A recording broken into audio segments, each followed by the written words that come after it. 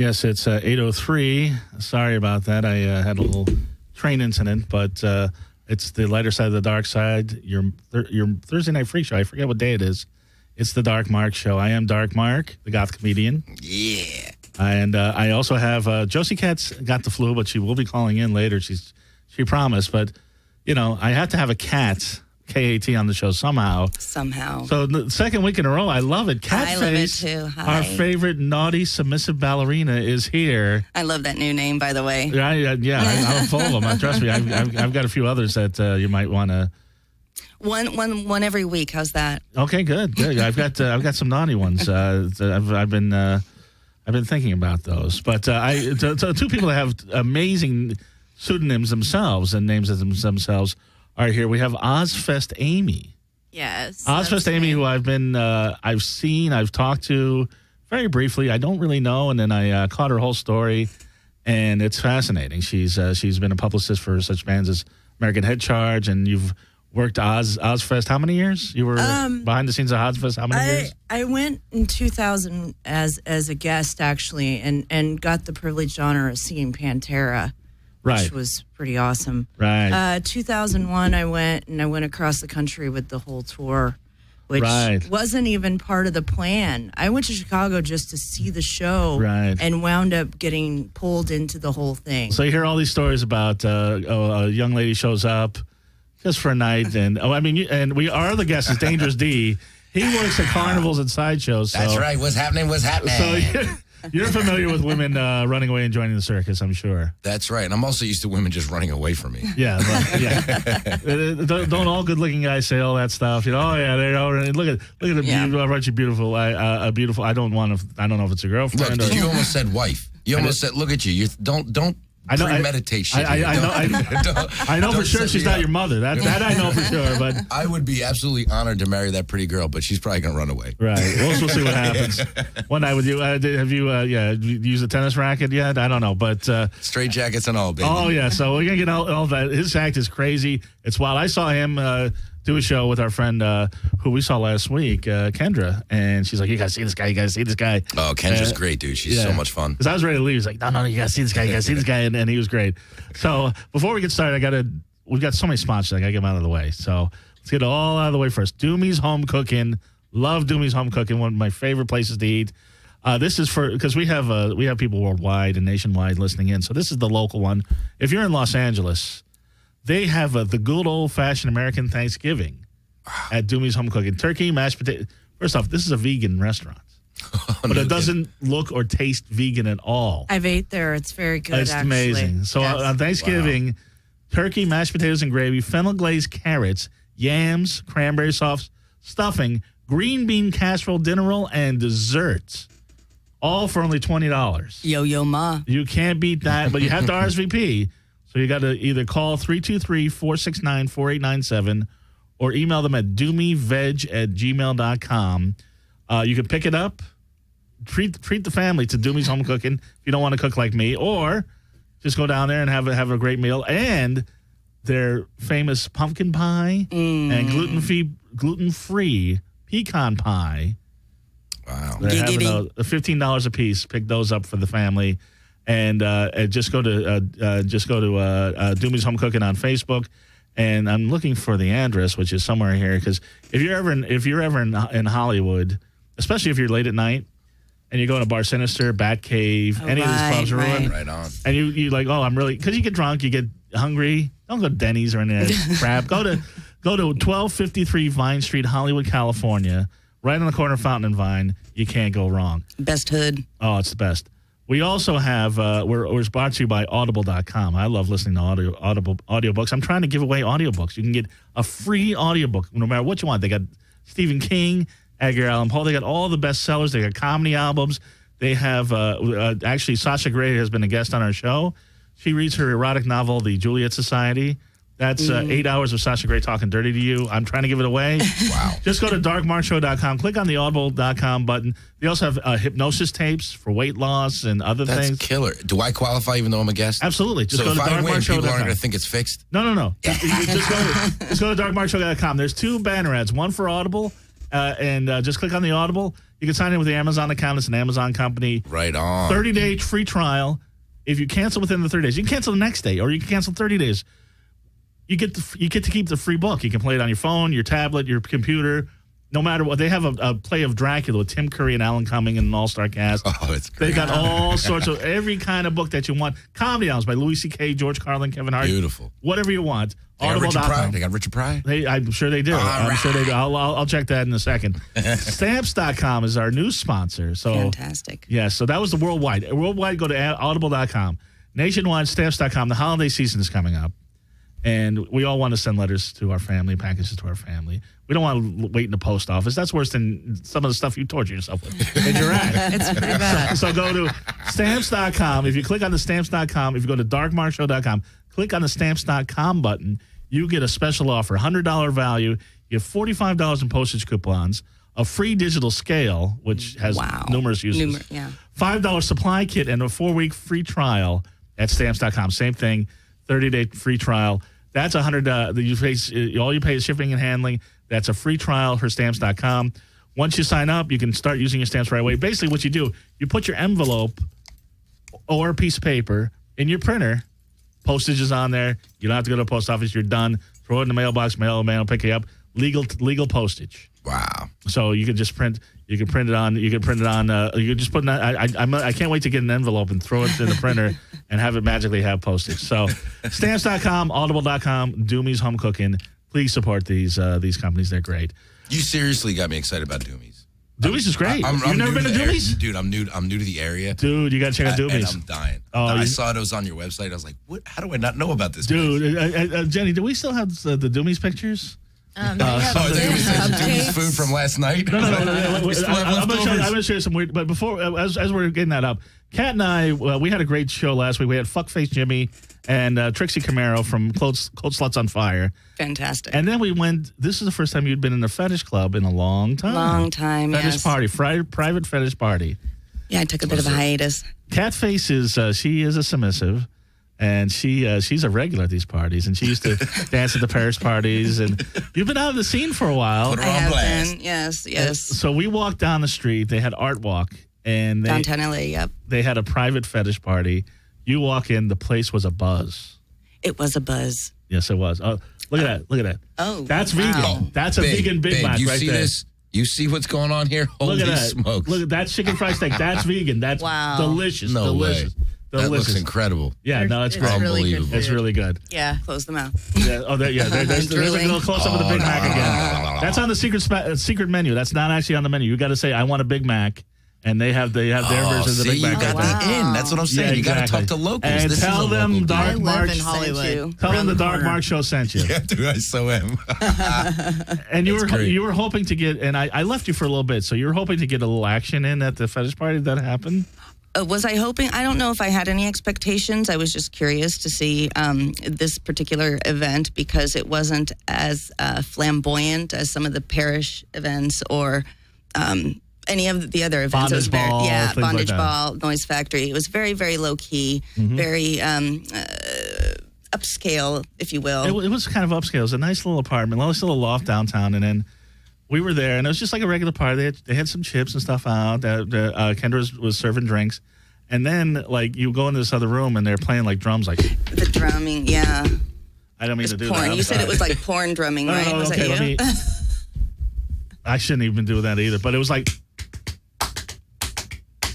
This guy doing a steady beat on the drums. and this guy's just, While Phoenix was doing some shibari ropes. I figured you would know what that is. What they were doing. Absolutely. Oh, yeah. No, I'm very familiar. Shibari rope. Shibari rope. Yeah, it's beautiful. Yeah. So, and we ran into Orpheus and a lot of our other friends there. Yeah, lots of people I haven't seen in a long time. Yeah. So, does that mean you're in? You're back in? Sure. Okay. Yes. All right. That sounded forced. That sounded like a yes, but I don't want to admit it on the air. No. I mean, look, I'm not opposed. I didn't mean to take a break. It just sort of happened that I missed one party, then it was another. Here I am a year later. Right. Yikes. So it's just going to be just when you thought you were out, they pulled you back in. Yes. Have you ever met Ozzfest Amy? I have not, but in looking at her, she reminds me of the poster for Almost Famous. Yeah. Oh my God! Yes. And in some respects, well, with the glasses, the whole thing, you got a bit of an Almost Famous look tonight. That's what I hear. And you've lived that life. Now, tell me, let's go back, how you got into obviously you're a fan of metal music. Yes. As we all are.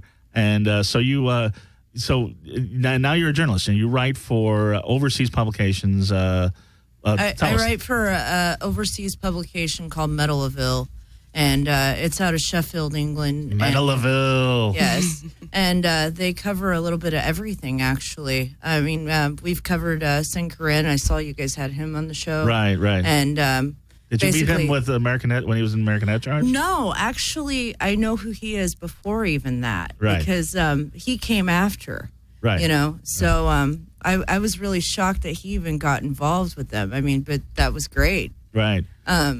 So how did you actively get involved with the music? Now, you were a fan. And where do you grow up? Where are you from? I'm from a little town called Morrisonville, Illinois. Our nearest radio station is WQLZ.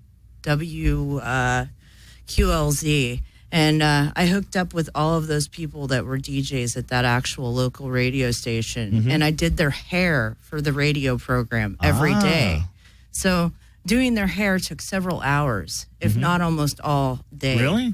Yes, because I had to do little pinhead I'm sorry to interrupt, Yeah. but for a radio show? Right. Yeah. Do their hair I haven't even bathed for like a month. Yeah. We would expect nothing less from you, Dangerous Steve. They'd be little like pinhead, like everywhere. So they were doing like punk rock, sort of like big mohawks and things like that, and punk rock styles. Okay. Cool. Yeah, so I'd do the hair, and I'd show up at their stuff, and I just went through a divorce, so I was totally ready to party. Yes, by a long shot. Yeah. So when they met me, they got to see the raw, crazy version of me, and pretty much. Is there any other version? Well, there's the quiet one. We all have our quiet moments. That's my tonic over there, the fireball. Oh, please indulge. Please go right ahead. Everybody is. Who brought the juice, baby? Who brought the juice? Please. There we go. All right. Yeah, sponsor. Speaking of people who have a wild, crazy side, and you're Dangerous D. Now you're from a small town yourself, right? Yeah, actually, it's I'm a little bit of a walking cliche. I was born in Brooklyn, New York. I'm 100% Italian. Okay. But I left there as a kid, and I grew up in Baltimore. Really? I was born in Brooklyn too. I'm a quarter Italian. You look like my cousin.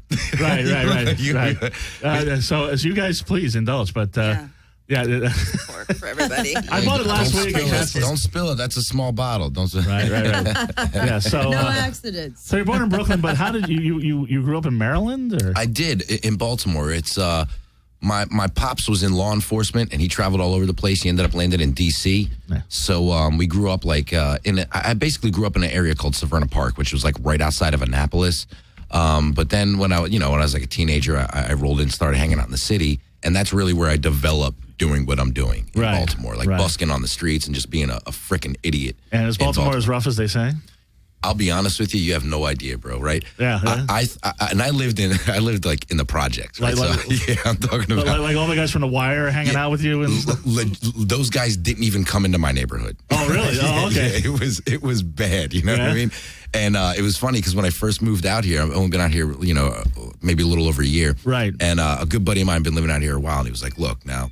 You're going to hear a lot of stuff about don't go here, don't go there, and don't go to this place. Right. The first time I came to downtown L.A., a friend of mine was like, hey, be careful. Be careful what you're doing, where you park, and how it goes. I came down here, there were white people walking around. Right. Okay, that is a good neighborhood. That is suburbia to me. Right. You know what I mean?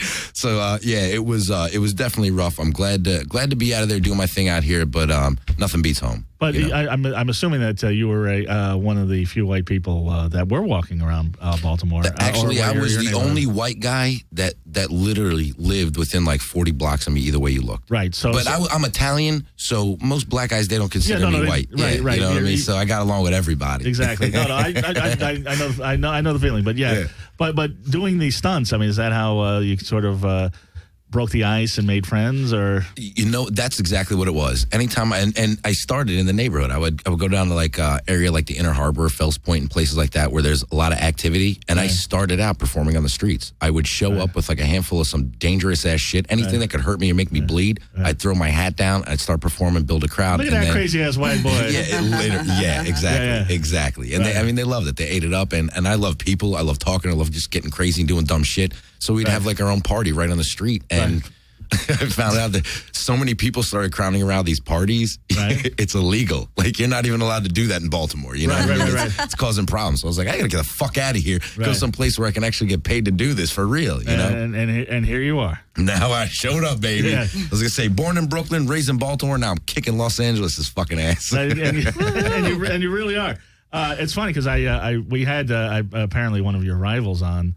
I don't know, really? Rival. We had Houdini 1692 on. Rival. He's like my I don't even my Padawan. What do you want to call? I put that guy in Sideshow. Right. No. He had nothing but great things to say about you. He's awesome. He's awesome. I met him a year ago, and he came to me and was like, "Hey, I'm into Sideshow. I love this shit. I eat fire. I can do this kind of, a little bit, whatever. I'm really interested in getting into it." A year later, he's performing shows with me. He's awesome. He kicks ass. No, he's great. He's great. I tried to do the same thing because what happens is I booked you for my show, my album release party at CIA, which is a great show. Right. And then like afterwards, when he saw that you were booked, he's like, "Can I be on the show too?" I'm like, "No, not really. No, not gonna happen now. No, next one maybe." So, and then we had him on the show. He's great, but.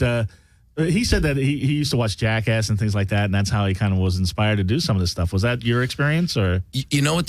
Every time you talk to guys that do dumb shit, and I don't do magic. I want that to be clear. I do Sideshow, do like pain-proof stunt shit. You know what I mean? Right. The Jackass thing always comes up, and here's the thing. I'm an old guy, right? I'm 34, so you're ancient, right? So. I was around. Cat's laughing. I'm the same age. Well, in LA, yes, that is old. That's old, yeah. Well, I'm saying, it's over the hill. Yeah. I don't look like it. Don't get me wrong. I'm pretty as a peach, but I'm just saying, right? So I have the experience. You grew the beard back because you're too baby face. Right. So I was the same age as Knoxville and Bam Margera and all those guys when they were doing this stuff, and. Legitimately back then, you didn't have iPhones and cell phones and all this bullshit. Maybe you still had a friend that had a pager or whatever it was. Right. So I was doing this stuff and not filming it when I was a kid. Right. I was doing dumb. I was always that guy. I'd show up at a party, I'd put my head through a fucking wall. See how many panes of sheetrock I can crack on my face. Like I did dumb shit. Jumping to pull off the roof. Yeah, absolutely. I did that stuff. And then once Jackass and like the CKY, the Bam Margera shit started circulating around, I was like, shit, I'm already doing this. I'm going to film it and get paid. Right. So I started filming, and then that snowballed, just doing dumb shit, snowballed into, wow, I can really take a lot of pain and really push my body to the limits. Right. I'm going to sit down, script this out, and really go nuts and put a show together. And that's how I rolled into Sideshow. Yeah, see, that's why I don't do Sideshow. I bruise easy. Do you go to the degree of stapling your actual ball sack to anything crazy like Steve-O went to the extreme when he did all that craziness? Yeah, what do you do with your balls? Absolutely. Well, I was going to say, we're only going to talk about stapling here, I hope, but you'll be surprised. I could parachute off a cliff with those fuckers. Are we going to get a demo of the ball stapling? We absolutely can, but here's the thing. I do that, but it takes $100 bill. If anybody in the room has $100 bill, that will get you, and you pull the trigger, that puts that nutsack to the leg. Bang. Well, that's checks? Do you take personal checks?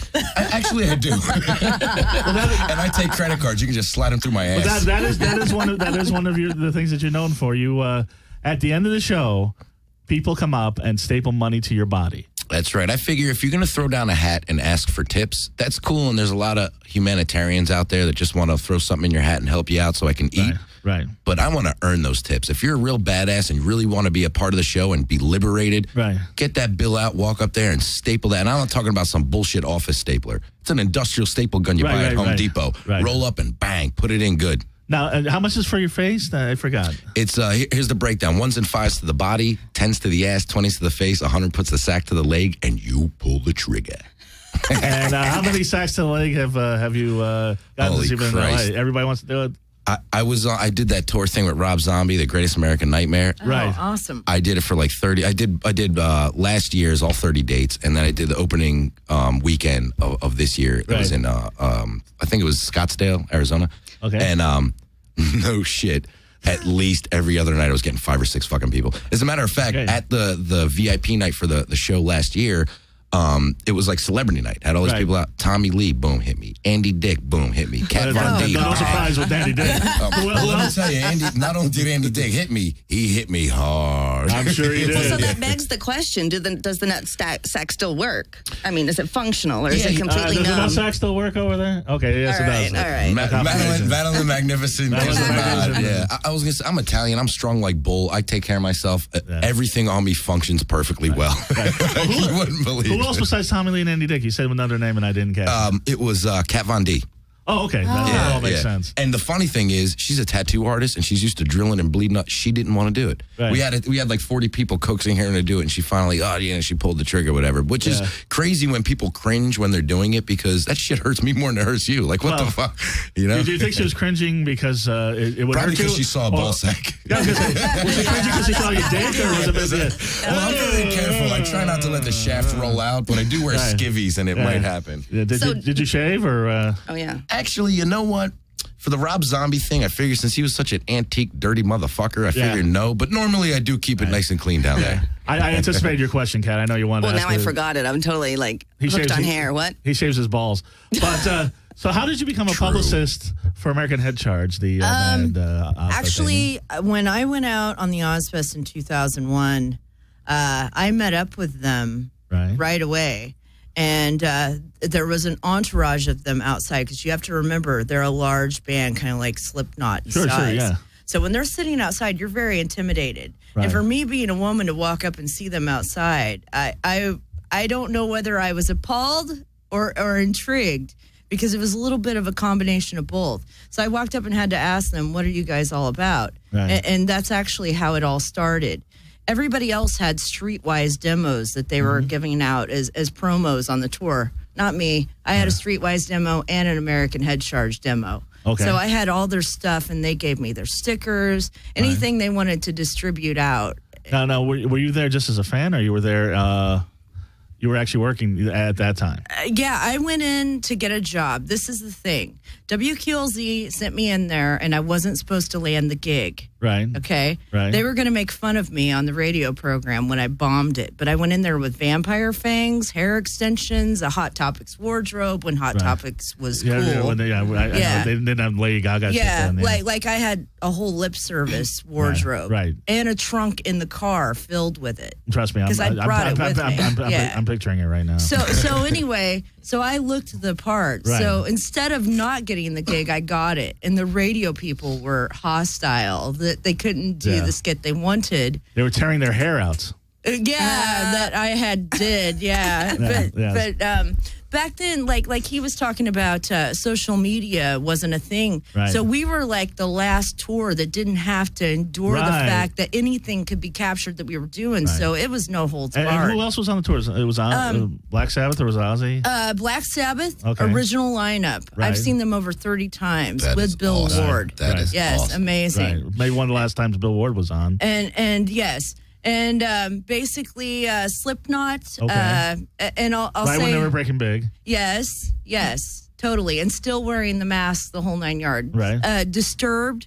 Right, when they were hitting big. Yes, I was there to see when they pulled them off second stage and had to put them on main stage. Because they were getting so big? It was getting really dangerous for the crowd. Really? Yeah. So they took them from Chicago, from second stage, and that's how they became a headliner. Right. And Mudvayne. Right. There was Spine Shank, which was like Metallica's baby, almost is what you want to call them. I remember them, yeah. Yeah. And Union Underground, that's how I met Patrick Kinnison, who's now in Heaven Below. Okay. And so then American Head Charge, so you start like getting the word out for them. And you don't have any experience with this. You were, I guess, assuming a hairdresser, or? No, actually, my father was in a band and pushed me into music to the point where I had kind of the knowledge.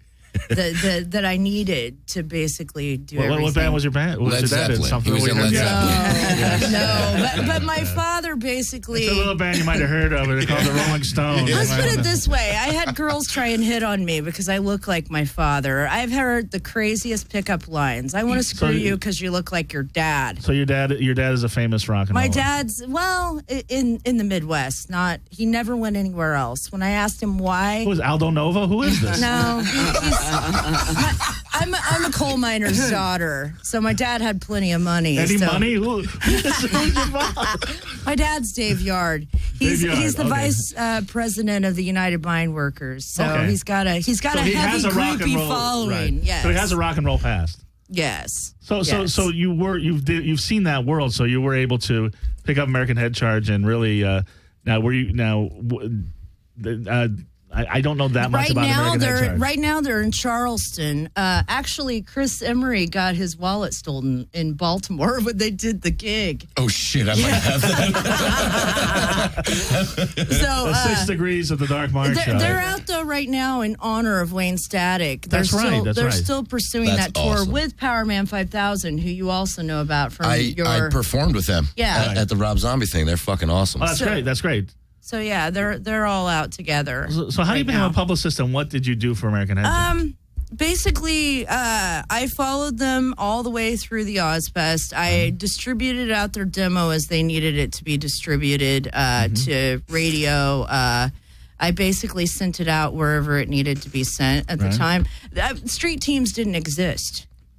Right. So that wasn't a thing yet. That's what I was actually going to say when you started the story. You basically were the head of their street team before there were street teams. That's fucking awesome. Because I actually did that for so many bands as a kid where, like you said, before like the internet got super huge, like freaking like the Offspring and I actually got paid, stuff. though. There was a big difference. That's what I'm saying. You started the realm of it because what they would do is they'd see like if you were on like their fan club, they'd send you a bunch of free stickers and business cards and shit. They'd be like, give this to your friends. And you did. You'd go out to shows and hand this shit out because you thought you were cool, and you basically were promoting for them for free all across the country. And you're like, shit, people get paid to do this? and it works. Yeah. Oh, yeah. Yeah, pretty much. So, and basically, so I went out with them, and I rolled across the country, all the way across the whole Ozzfest tour. Right. After that, I picked up and continued with the same bus they had, with the same driver. And the next band we picked up was Nickelback. And I'm not real happy about that. But if, whatever you think about Nickelback, if you were the publicist for Nickelback, I would say good fucking job. I mean, well, I met them in September 24th in Nashville, Tennessee at a Shoney's. Nice. And their CD came out September 11th. And I got to come in. 2001? Yeah, I got to tell them that they were... I thought now the World Trade Center bombing, the second worst tragedy on September 11, 2001. Their CD came out that very day. That might be the first. I believe... All right, maybe that's the first. Nickelback is a close second. Okay, I'm sorry. Well, I believe that's probably why that CD took off so well, though, because A Nation in Mourning needed something that had melody to see them in a time. I'm kidding. I don't. I'm fine with. They're not the best. They're not the worst. They're okay. They're fine. But no, I believe that's why they took off though, because that tragedy happened. You're probably right. Yeah. Otherwise, I don't think it would have happened. Right. What was? Do they have an inspirational song? I don't even remember. No. How You Remind Me took them off. Oh, that's and right. Okay. So them. They had inspirational hair. So that would be. Oh God. Yeah. So you were in Ozzfest and Nickelback. They were like playing the second stage, or no, actually they had their own tour. Everybody was coming out with them instead. Oh, okay. All right. They were doing festivals. When we showed up in Head Charge was working with them. No, they took over Head Charge's bus, and I stayed on it. Oh, okay. So I continued on with the next tour. Oh, wow. Is how it worked. Wow. Okay. Yeah. Were there other bands that used the same bus and you just kept on it? I just stayed on it. That's great. Who else? Who else is on the bus? Okay, the next thing that I did. No, the next thing that I did. The next thing that I did was I went out to the Masquerade in Tampa, Florida, because I made enough money doing music promotions to move to Clearwater, Florida. Right. For 2 years. Right. I mean, I had a beach chateau. I could put my feet in the sand every day. Nice. I had a place that was sweet. Right. I mean, I made enough money, and I had the bus when the bands would fly back to Canada or wherever the hell they were from. Did you own the bus? No. Oh, okay. They would leave it, though, empty, and I'd just stay on it. Hell, why not? That's awesome. That's so great. Where not? Sorry, where would this bus be? It would just be parked out in front of my house. In front of Wendy's your parking house. lot. So basically, we had to go to the airport, pick them back up, and got resume it. the tour. Right. So after Nickelback, who used the bus?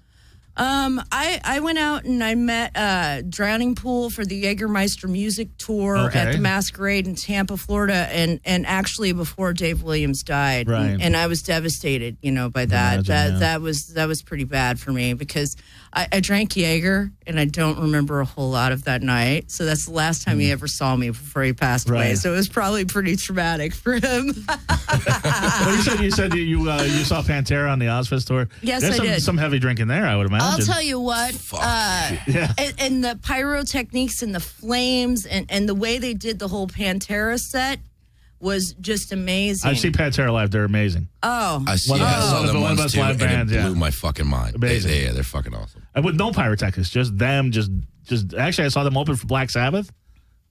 Honestly, they were better than Black Sabbath. How I got turned on to Pantera is, and don't judge me because of this. Remember, I was a teenager. In 1994, I stole a car and drove it across country all the way to Los Angeles. And that and Typo Negative Bloody Kisses were the only CDs in the car. Okay. I had a manic depressant, a guy that thought he was a vampire, and a guy that claimed to be a bank robber from Detroit in the car with me. Well, yeah. That's how I got introduced That's quite a carpool. to Pantera There you go. and the music. So that's the, I actually was pretty innocent before all of Talk that. about a traveling circus Yeah. sideshow. Holy Yeah. shit. That's crazy. But compared to that, Nickelback's a breeze. But anyway, so Dangerous Deep. So where do you, because it's interesting because now you're sort of clarifying things because I was talking about Houdini 1692 and he does some of the same things that you do. Right. Now you taught him to do these things, I'm assuming. Some of the things. There's a lot of things that are in Sideshow though that are kind of like, and I'm glad you brought this up because this is kind of where I stand in Sideshow. There's Sideshow's been around forever. People don't even realize how much Sideshow connects with American culture. Right. And the things that circus and sideshows gave you pink lemonade. You don't even know where that like down home shit like that came from Sideshow. Funnel cakes. Yeah, you know what I mean? Stuff like that. But really what the thing is, there's a handful of feats and stunts that have been around since like the ancient fakirs of India. And they've been doing this stuff forever, like bed and nails and shit like that, right? So a lot of sideshow performers do the regular staple traditional stuff to tie it into Sideshow. Right. And the thing is, and I explained to Houdini and all the guys that I perform with, I got started in Sideshow in Baltimore with a dude named Chris Scarborough. He actually runs a podcast that's awesome that he wanted to get you on. I'd love to be on. Yeah, dude. Yeah, absolutely. It's called The Curioso, and it's just about crazy, wild people. Let's do it. Yeah, it's awesome. And he got me into it. And basically what I realized, performing with heavy hitters, guys that paved the way, Guinness World Record holders, all that kind of stuff. I was on America's Got Talent. I was on AMC Freak Show. I was going to ask you about that. I've been on a bunch of different things. I've seen them all. I've met them all. I've done it all type of thing. I've performed in Vegas. I've performed the streets and the projects. I've done everything. And what you need to do in the realm of Sideshow is you have to create your own thing. Exactly. You have to come up with at least one fucking thing that you pioneered, not change something from the past and made it your own. You have to completely come up with something brand fucking new. And what's your pioneering thing? It's called the human hourglass. Right. And I take an exactly industrial zip tie, I put it around my waist and constrict it, and all my organs constrict and about to the size of a bagel. And I have a world record for that, for the most constricted male waist. And nobody else does this. Nobody else does that type of thing. Right. And that's what it is. So you can do other stuff that's, traditional Sideshow. I almost want to go smoke a cigarette now. I'm not even joking. I have it. I've seen the picture. I got a zip tie with you. I'm jealous. Right? I was saying, it is the true. That's why I call it the human hourglass. It's the true. Like you heard of corsets. This is like. Well, I can constrict my stomach to a box of bagels, but not I got a hula hoop. I got a hula hoop for for you. I'm sure. Yeah. I was trying with the hula hoop, and we'll go there. But because I went to the Magic Castle this week, and I was with my friend Tessa LaCoyle, who's an Extreme. Oh, awesome! Yeah, you know Tessa? Absolutely. Right. Yeah. So we were talking. Because I told her you were going to be on. She didn't mention that she knew you, but she was. I know who she is. She doesn't know me. Oh, okay, yeah, that's what it is. It's formerly Danny Danger, but but we were talking, and she's like, and I was telling her, she was talking about the blockhead. I'm like, yeah, I saw you, I saw Houdini, I saw this other lady at the CIA. All three of you doing the blockhead. She's like, oh, that's been, everybody does that. Everybody. A guy named Melvin Burkhart. He was the original anatomical wonder. It was like 100 years ago. Right. He did it for the first time, and his basic thing was, hey, look, you got to be a real blockhead to do this. And he was the one that started it, and it's things like that. The better nails, I see that you have the nose ring now. Do you do it on the nose ring side or the other side? I actually do it on the nose ring side because I've snorted so much cocaine through the other nostril that there's nothing. I'm just deviated septum. You can fit a fist to that side. It's not impressive. Get the zip tie out. Yeah. But you're on America's Got Talent, and so how did you not? I mean, I've seen some of the talent, and the thing is, not only do you do these things and you do them well, but you have a great stage presence and you're very funny. That's what really sells it. And you know what? That was why I committed and said, you know what? I'll go on this thing and audition. And I went through and I made it through 4 auditions and four different stunts and went through. And basically what happens was the very end of what I was doing. And my stunt was I would slide my entire body through a gutted tennis racket, dislocate my right shoulder, boom, go the whole way through. Right. Once I got down to my chest, it couldn't fit all the way. So I did the zip tie to constrict to get all the way down. Wow. But I did the whole thing while the tennis racket was on fire, and then I ate the fire afterwards, after I slid through the whole tennis racket. Now, that's talent. Yeah. I pulled like 4 stunts into one that so I brought out the heavy guns, and I came out, and basically what happened was, and I couldn't even fucking believe this, right?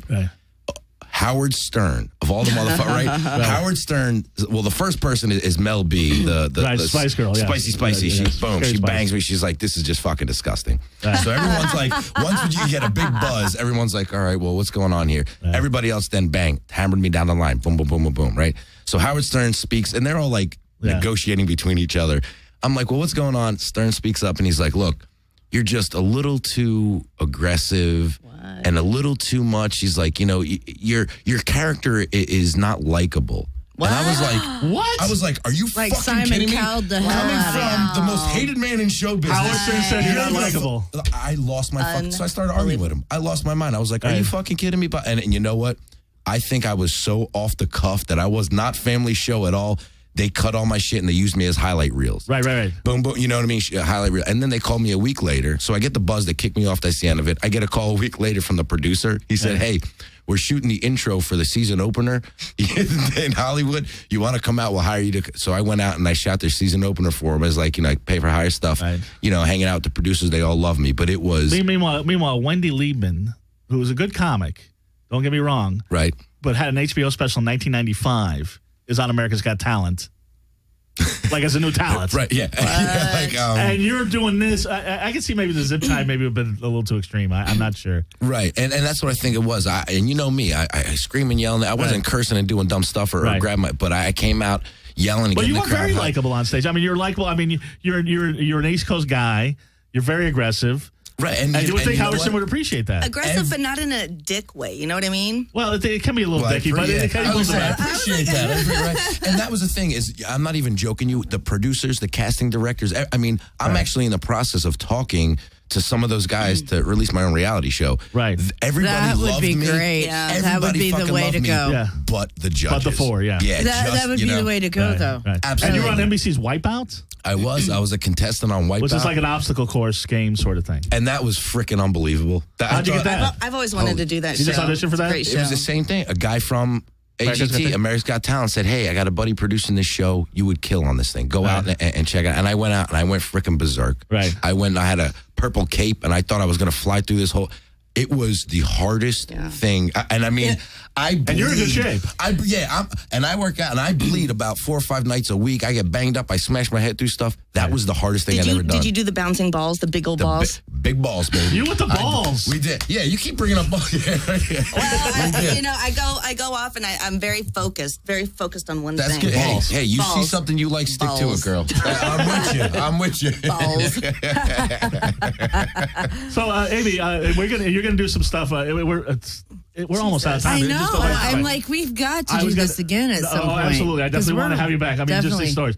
But how do you end up writing for a metal publication in England? How did that work out? Okay, well, actually, I'll explain how that happened. I was writing for Mojo, if anybody knows Mojo. Mojo's that's a British publication too? No, Mojo as in here. Oh, yeah, Mojo. Oh, Lost that Mojo. Yeah. Okay, I know Mojo. Like, okay. There's a Mojo magazine in England. And no, not that Mojo. Right. I was writing for Mojo here, and basically, nobody wanted to interview with me. Like he has gotten drunk and created enough enemies in the true music arc of music. That's Mojo. To make it to where no one wanted to actually talk to me and wouldn't take me seriously. And I said, dude, this ain't working. And so I stopped writing for him because I found that to be the truth. Well, I mean, the Jägermeister is an issue. With Mojo, well, the thing with Mojo, and if you don't know, he's a guy, he's around the scene.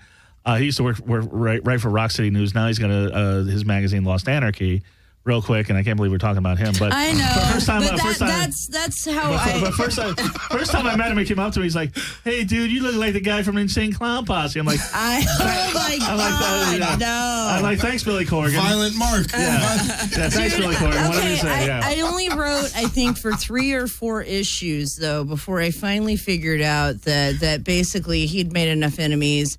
Like, my stuff wound up being legitimate stuff in his publication, and then, like, people would and the rest of it it is his little rantings. Hey, man, I got kicked out of Bar Sinister, and these guys get fucking assholes. Yeah, like, that's the rest of the magazine. You're actually writing legitimate stuff. Yes. And so this guy comes over from London, England, and I meet him at the Rainbow, and we're sitting and we're talking, and I'm telling him what I've done for a living. I read my resume off to him, which I haven't even done here, really. I know. I'm sorry. It just goes by so quick. You guys are great. I know. The hour is just not long enough. But so he goes, "Are you willing to write for me?" And so I'm the only actual LA base for this London publication. There's not enough of me. I'm sure. I've got girls that want to work for me to actually shoot for me, but I can't afford to pay them because how am I going to make a profit right now? I'm at the point where I'm profiting, so why would I have anybody else do anything that I'm doing? Yeah. So after a certain point, it's going to take off. And who have you photographed and written about for this magazine? Oh God, King Diamond. I covered King Diamond at the Wiltern. Yes, and I'm telling you what, that was the most brutal show I think I've ever been to. Whoa! No, dude, the people were. I was having to shoot behind this ramp behind the pit. Right. So there were people that were behind me that actually didn't have pit tickets. Right. That were sneaking up there, jumping up on top of the concrete pavement and jumping into the pit. And there were shoes. There was sweatshirts. There were T-shirts flying off. There was so much stuff going over the top of me. I'm lucky I even got as good a shots as I got. It was brutal. Oh, it was man. brutal. And I met Brian Johnson from the Comic Book Men because he's such a fan of King Diamond. And we sat and we talked about it for hours. Actually, I should have brought my scarf. I have a King Diamond scarf I bought at the show. $30. It was really reasonable. Actually, and look, I was going to say, I love Brian Johnson, actually. Head charge. I have an American head charge. I see that. I see that. I got this because I figured, after they've made it this far, I may as well brand myself with their stuff. And it has meaning, and I can't remember half the time what the hell it is because it's so drawn out. It's like almost like a paragraph. Right. It means I shall either find a way or make it, believe that you have it, and you have it. That's what that tattoo means. That's great. So I like the credo. I think it's great and it's inspiring. Actually, AA should replace the it's for the Serenity Prayer. You know what? It works if you work it, so you work it. Yeah, they should replace it with that. Cameron has been sober for a while. Those guys met in a rehab, so for them to be still going on and making it and their new CD, I'll definitely come here and plug the hell out of it. Absolutely, yeah, and that's absolutely. Gonna happen. And any metal hookups you got, man, I'd love to have these people. Would come in with them. Come in with you and King Diamond would be a great show. Oh, dude, Metal Blade so plugged my review of that. Right. I was so excited. Oh, that's great. They put me on their site, and I really appreciate all of that. Thank you, Metal Blade. Mm-hmm. Now, Bill Matoyer showed up for my 40th birthday party. Aww. And Society One played at the Whiskey that night. So, wow. That's awesome. Yeah. So I had a really good party. They played the show that we were at my album release party, and I've got some downloads for you guys. I think. Kat, Amy, if you guys can talk amongst yourselves for a minute or two, I'm going to set up the camera, and we're going to see Dangerous D, see what he's all about. You guys ready for that? That's awesomely cool. I think we're almost out of alcohol, too. I think I've drank like 3 shots. How much time do I have to do stuff here? You got 7 minutes. 7 minutes? All right, I'm going to do... I do want to see that. Hold on. We might be able... I'm going to ask Jenny. Jenny, is Nestor coming in? Yeah. You got Okay, we got 7 minutes. All right, I'm gonna do one thing real quick for you, and then you're gonna help me out with something, Mark. Is that cool? That's cool. That's cool. Yeah. Balls. Does it have to do with balls? Hey, That's what we want to know. We can do the balls if you have it. If you're ready. Let me go across, and I'm gonna put the microphone. Unless you can put the microphone to the edge of the table there. We want to make sure we can hear you. All right. Okay. So I don't even Balls. Mousetrap on the balls. Yeah, no. I've seen the mousetrap. I almost he's got a mousetrap in his hand. so I'm not like... So basically, this isn't quite a blow off, but I'm just going to show you a little something real quick so you see and know that what I do is real. I do not do tricks. I do not perform illusions. Everything I do is 100% real. I perform feats of human endurance and curiosities. Now, normally what I do is I would drop pants and snap this on the most tender spot of the body. That's right. Although there are no police here now, I did get arrested for doing this last week. Oh, wow. So I will snap this on the second most tender spot of the body.